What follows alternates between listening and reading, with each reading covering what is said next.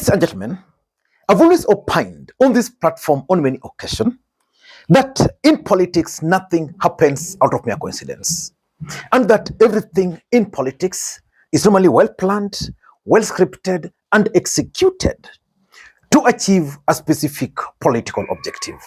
Nothing in politics just happens for the sake of it. There must be an objective. Earlier today, ODM party made changes to its parliamentary leadership, and they announced the removal of Edwin Sifuna from the powerful Energy Committee. That committee is chaired by none other than Oburu Oginga. And the Homa Bay Senator Moses Kajwang has been appointed to that committee. Ladies and gentlemen, ODM party is communicating something to Edwin Sifuna. Committee on Energy, B, still under the same Committee on Energy, Senator Moses Kajwang to replace Senator Edwin Sifuna. Because these are routine changes to committees. These have come from the minority side. We have similar ones on the majority side, which we have just submitted, but we missed the deadline for SPC yesterday. And that's exactly what I want to reveal to you guys in this video. Because there's no way they can just wake up and remove Sifuna alone.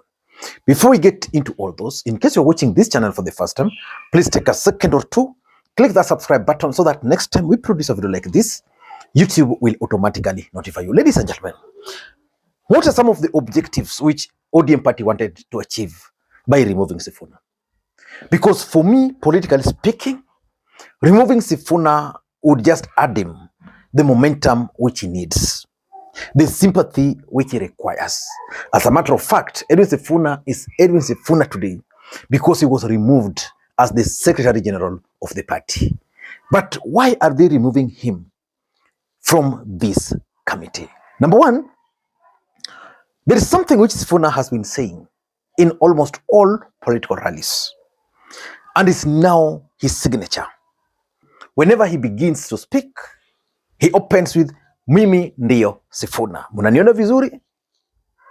Mimi ndio, na kwa uwezo wa Mwenyezi Mungu bado mimi ndio, na naibu kinara bunge wa. So Edwin Sifuna is now being told something, that as much as you are claiming publicly there that you are the SG of the party, you are not. Because who calls the shots?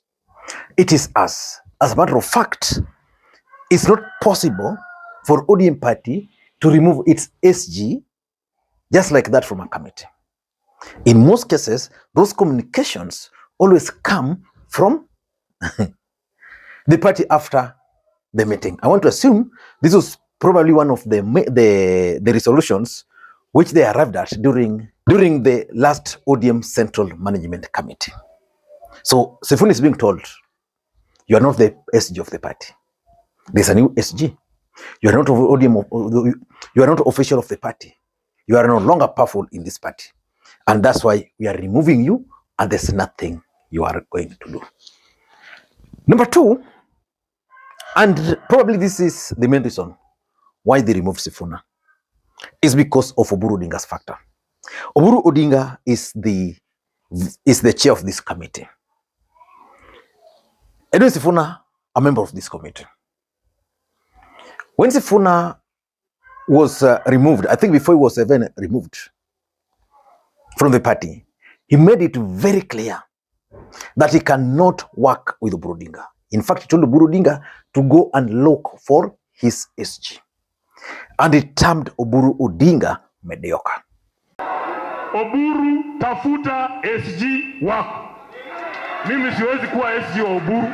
Hiyo nataka niseme hapa mbele ya Mwenyezi Mungu na mbele ya taifa zima. I will not be the SG of mediocrity after Baba Raila Amolo Odinga. You characters don't deserve me. I will say this without fear or favor. And we're talking of Oburu Oginga, who is the chair, Sifuna, member of the committee. How do you think they've been working since that time? Probably with a lot of tension and cold blood.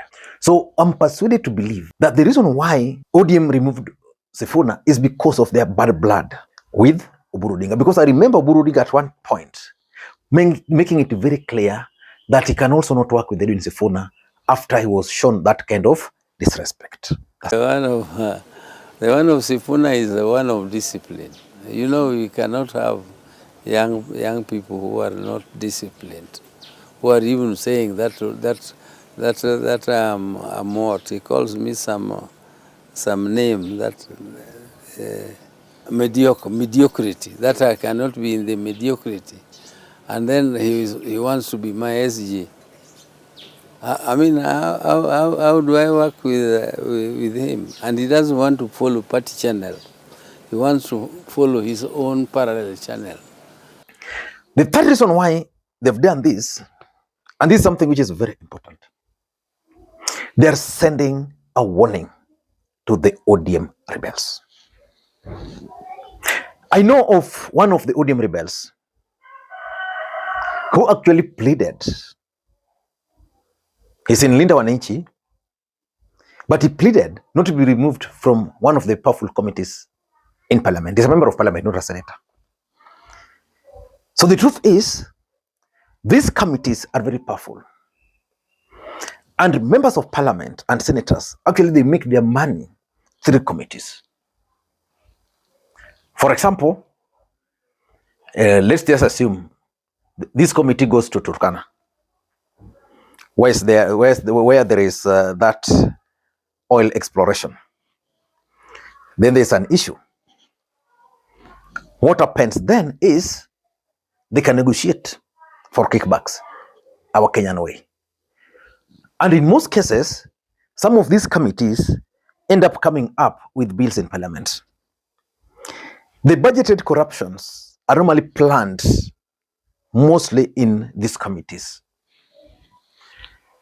And that's why most MPs who are pro-government or are close to the party leaders, like if you look at the ODM committees, those who are close with Raila Odinga were actually serving in those powerful committees because it's their avenue for making money. So members of parliament would want those committees.